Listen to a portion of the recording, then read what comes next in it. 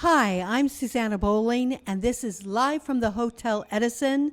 Times Square Chronicles presents. I am so thrilled to have my guest today. She originally starred on Broadway in How Success Will Spoil Rock Hunter, Fade In, Fade Out, and Little Abner before she became known to the entire world as Ginger in Gilligan's Island. If you grew up with Gilligan's Island, this woman's voice, persona, and everything else about her stood in your brain and you wanted to be her. She also did tons of film and TV, but she has written a book called Sunday, a memoir that is heartfelt, soul-provoking, and any child who did not have the perfect background will be able to relate to. We're talking Tina Louise. You started on Broadway. I did not know this. Oh, no? Yeah. Yes. How did you? Two's Company. Two's Company. Who was in that? The star was Betty Davis. I used to watch her in the wings. I never got to talk to her. And then when I did the Stepford Wives, she came on set. I still didn't get to talk to her. We were in the kitchen shooting, and I had my hair in big, curlers and everything, and I wasn't going to approach her. She's like, so, I was such a fan of hers and how she stood on that stage and sang just like a man. She didn't really sing it, she talked it, but it was so dramatic and amazing. You also did Little Abner. So did you work with Julie Newmar? Yes, we shared a dressing room. Yes. Who did you play? I was Appassionata von Climax. What a name. Then you did Fade In, Fade Out, Carol Burnett. Yes, I had a dream sequence. It was a story about the producer wanted a girl, a particular type, and he wanted someone like me, but then she showed up, and of course it was very, funny, and then there was a beautiful dream sequence in which I participated, and it was fun. It was a fun show. From that, you were taken to Hollywood to do Ginger and Gilligan's Island. Actually, let's see. Trying to think. Yeah, I guess so, yeah. I was getting confused in all of my adventures. Of all your adventures, what is the adventure that you miss the most? I don't miss anything the most. I just loved everything that I did when I did it, because that's just my personality. When I would take class, one of my teachers said she's never seen anybody like me because I would run up the stairs. I was so excited to be there. I just loved going to class, to have a singing lesson or have a dancing class or, whatever it was. I just loved what I was doing. And I never thought, what's the next step? I wasn't Greta Garbo or Barbara Streisand who knew when they were 5 they wanted to be an actress, and that was definitely not me. In lieu of my background, I, wasn't having those kind of dreams at all. But I did learn a monologue, actually, in the strange school that I wrote about in the book, the horrible, I call it my prison. Somehow I learned a monologue that eventually when I got to high school, and they had a canteen, and they said, can anybody do anything? And I guess it was the freshman year, and I said, well, I have this little monologue. I think I know how you got the monologue because I just read the book. You had a older student that was a fan of yours, and you sang a duet with a girl in the school, Playmates, and then she wanted to give you a monologue, and you did a monologue. Oh, really? I don't know. I don't know about that. I really don't remember how I got. No, somebody taught it to me at Ardsley in that school, that strange school. Yeah. Let's talk about Sunday first. I was going to go a different route, but I think we're here. Yeah, we're here. Yeah. In Ardsley, you were a little girl that was abandoned. Well, I had been traveling actually since I was born. I don't have recollections of 2 or 3 in particular, but my mother was 18, first of all. Her father, she lost her mother when she was 3. Her father just saying in those days, he wanted her to get married. She met my father when she was 15. They got married probably when she turned 18. I wasn't there. and she had a baby. Within a year, the relationship, fell apart. And what is she's starting her life, and it was very difficult, for her.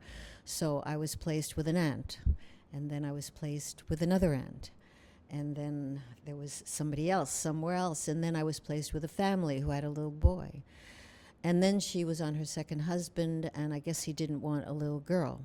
He wanted just his beautiful wife. And that's when I entered Ardsley, School for Girls, yeah. Did you understand when your mother left you that it was because her second husband didn't want a child? No. I've figured that out all along the way, and it's a very difficult thing to deal with. It's painful, but you hold it in, and you just get moved from place to place. You have no control over your life. People are just moving you, and then finally.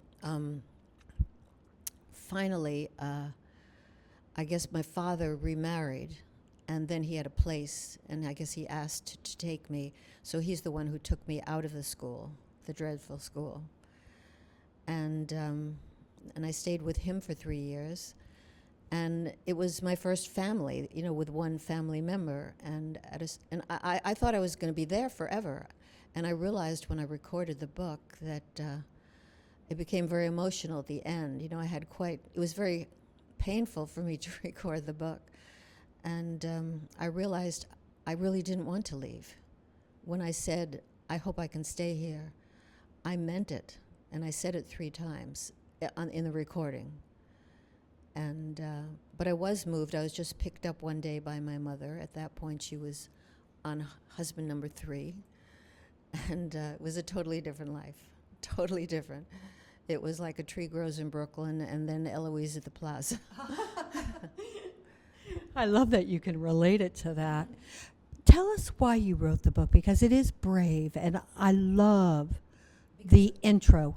Because I wasn't allowed to talk about it when I was with my mother. You see, she lived in a different world, a world that she had worked her way to get, and she liked everything that had happened. And this man was very wealthy, and. Yes, what was the question? Let's go a different place. No, but what was the question was, I think it's very brave that you wrote this show, or this book. Because it took a long time for me to speak of it, because it was like I had to live in her reality, you see?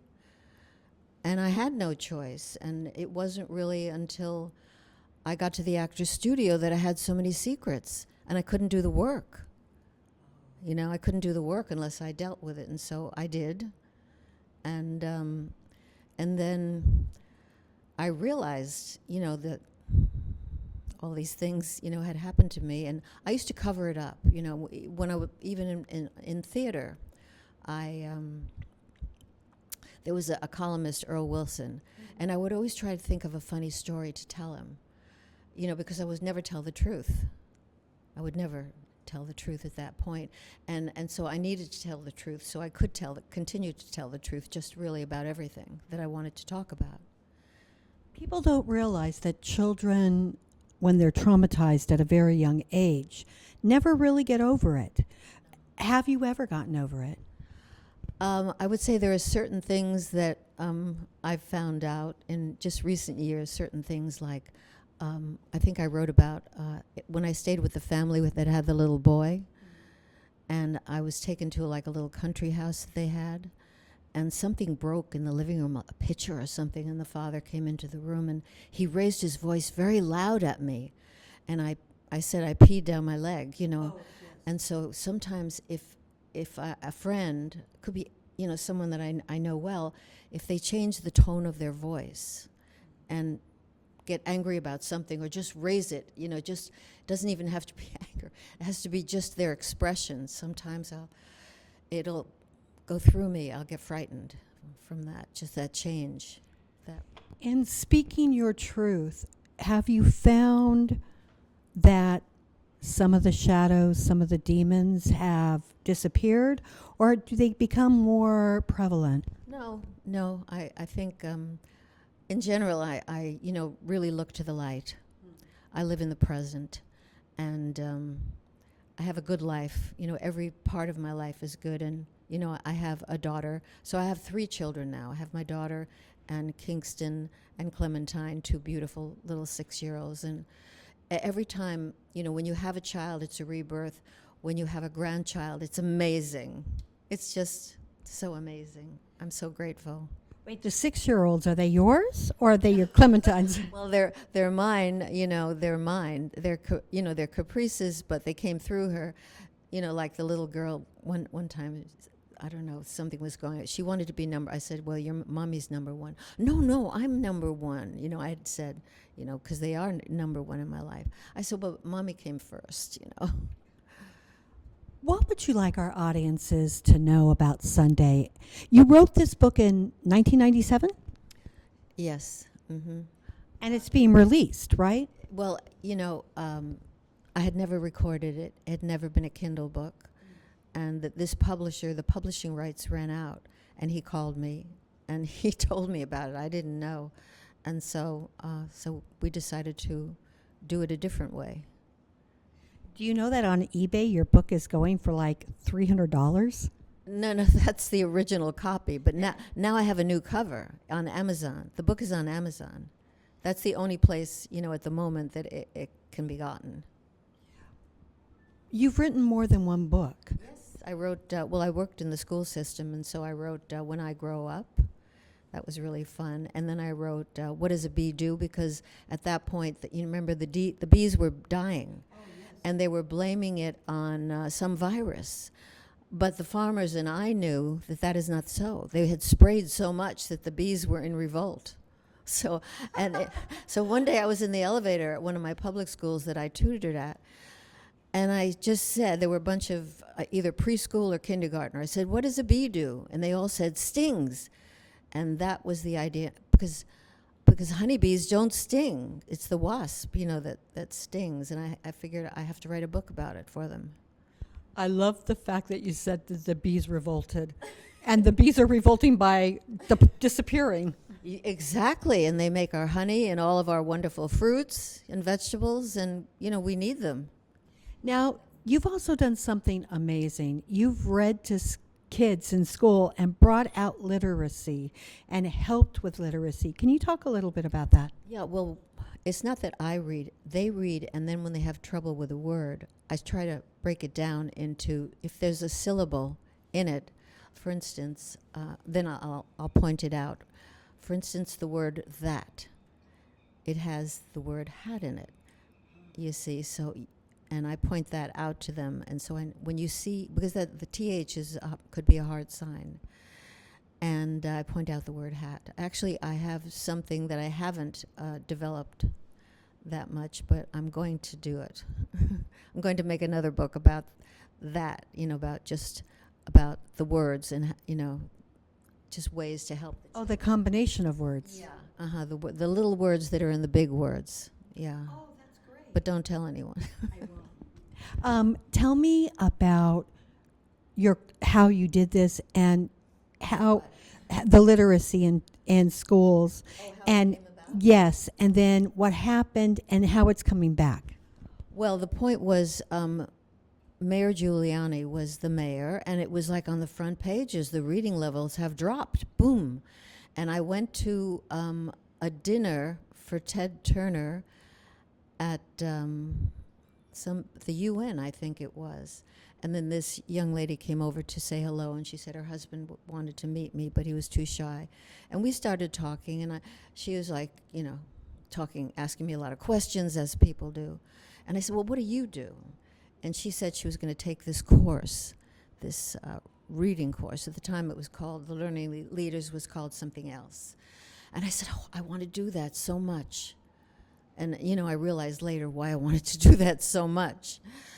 And she told me, she said, just, volunteer reading, just look it up, you'll find it, And so I did, and I, joined the organization at that time and started, and I found that I just would love doing that. It just emotionally just really fit me.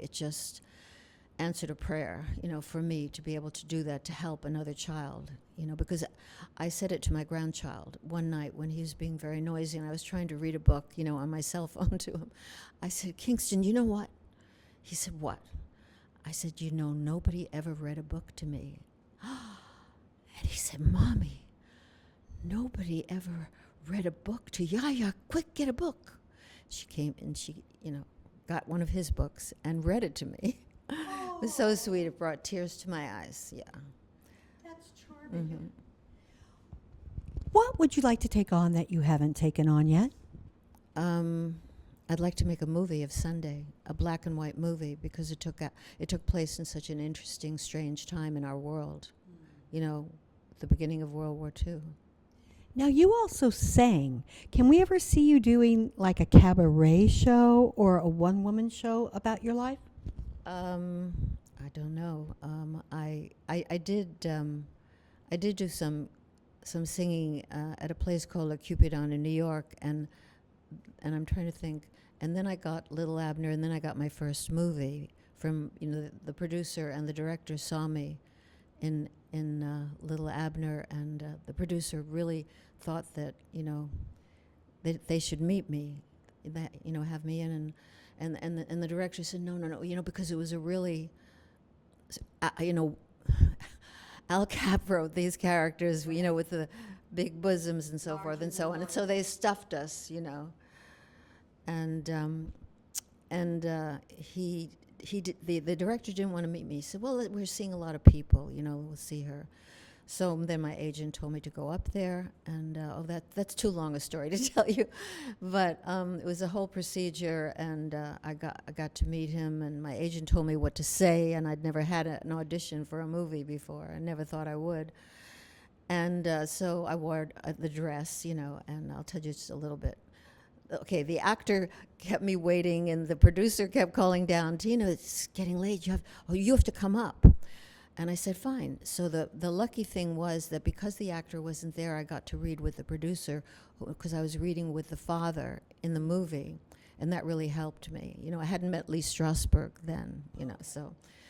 And he got very excited, and he jumping up and down, saying, wasn't that great, wasn't that great, wasn't that great? So I figured, I had a shot. And then the director had a heart attack. And so, my God, 3 months, went by. And then all of a sudden they wanted pictures of me, freckle-faced pictures of Tina. And I happened to be outside one day, and what happened? Oh, this photographer said, can I take pictures of you? I said, oh, no, don't waste your time. People only want pictures of me with a low-cut dress and, my makeup on and everything. He said, well, let me take a few, because I had no makeup on and a cap. And so that's when there came a call for, pictures of me with all these freckles. And so I went to find him. And I raced up the stairs. I said, do you have any of these pictures you took of me? And he had made 3 heads just from the neck up with his face full of freckles and the cap. I said, could I have one? And so he gave me the pictures, and then we sent them to California. And then I got to do a screen test. And there you are. And then I got, the part. So you didn't believe in yourself enough to know that you were beautiful without the makeup. Oh, well, let's see. My mother always said, I had to have my makeup on, It took my husband, my one and only husband, to say, I like you better without the makeup. No, you're beautiful. And you must have been beyond stunning. I mean, every girl that I know wanted to be you. They wanted to be ginger. They wanted that glamorous. And every guy I know wanted you. Well, it was definitely a colorful time and a lot of fun to do. And I didn't know it would last as long and be the kind of hit that it was. And I was grateful. My favorite movie turned out to be God's a Laker, my first. I loved that movie. And I got to meet the author of the book, Erskine Caldwell, and his wife. And that was just, fantastic. And it was different than being on stage, But you won a Golden Globe for that, if I'm not mistaken. I was apparently. I think I was most promising. You didn't know that you won it? No, I never paid attention to it. I didn't even know. I was moving so fast, hon. Things happened so fast. Before I knew it, I was in Europe and doing films over there, and then I was coming back, and then I met Lee Strasberg, and I mean, so many things kept happening, and it was great. It was great. So the beginning was not the end of the story. You know, the way it started, never could have dreamed that all of this would have happened to me, but I appreciate it. You're the last surviving member of Gilligan's Island, and I have to ask this because I would be remorse if I were, because I'm a journalist.